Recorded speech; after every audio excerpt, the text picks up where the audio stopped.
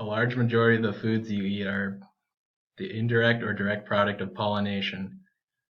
The most famous and prominent pollinators that many people know include the hymenopterans, which are bees, wasps, and ants, and the lepidopterans, which are moths and butterflies. However, one pollinator that most people do not think about are the dipterans.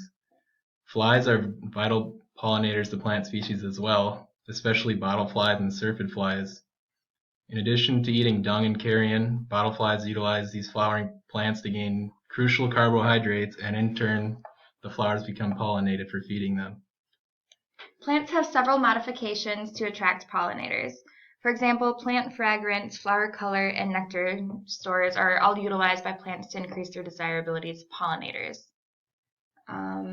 Visual cues and scents allow pollinators to determine which plants are most rewarding, and the plant vitality also has a great influence of pollinator visitation. A study by Connor and Rush found that an increase in the number and size of flowers results in a higher frequency of pollination. This graph over here shows that yellow flowers were more in favor of bottleflies than compared to either green, white, black, blue, red, or ultraviolet. Another important feature for pollinators is the diversity of plants in the area.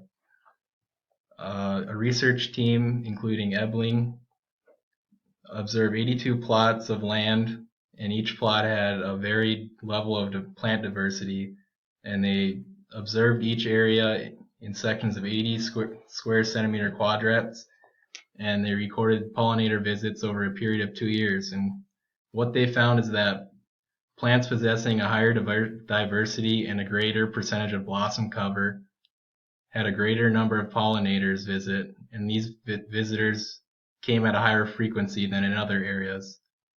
Diversity is key for pollinators because they seek multiple resources, and some of these plants may not have the specific sugars they need.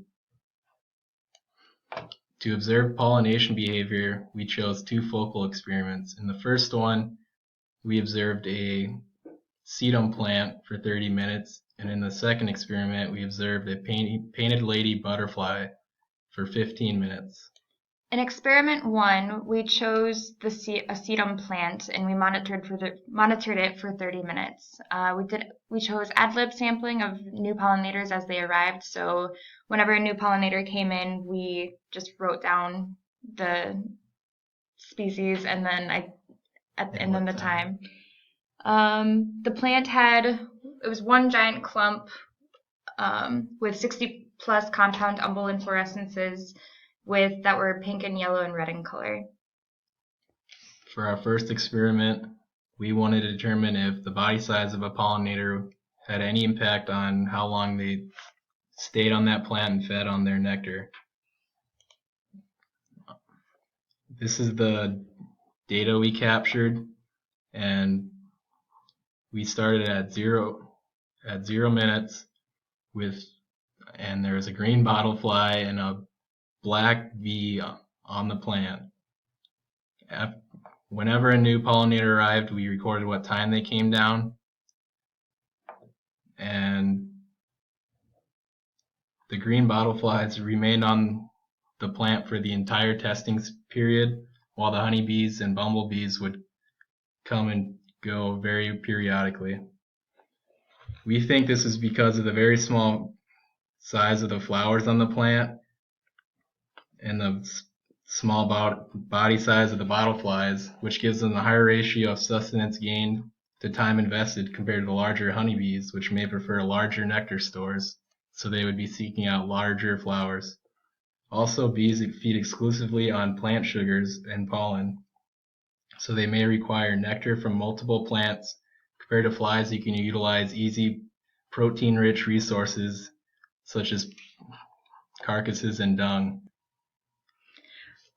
For experiment 2, we located a pollinator of interest, which was the painted lady butterfly, and we charted the foraging path and recorded the time of each landing.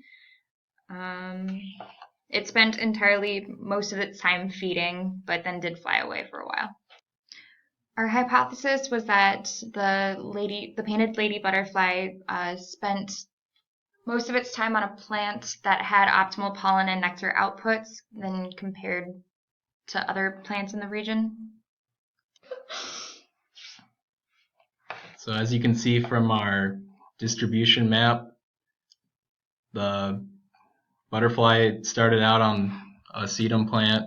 It left after 1 minute have passed and returned immediately to the plant. And it remained there for another 12 minutes where it flew this way and landed on grass briefly. Then it flew again farther to a tree where it rested shortly before at 15 minutes where it flew out of sight and off the campus.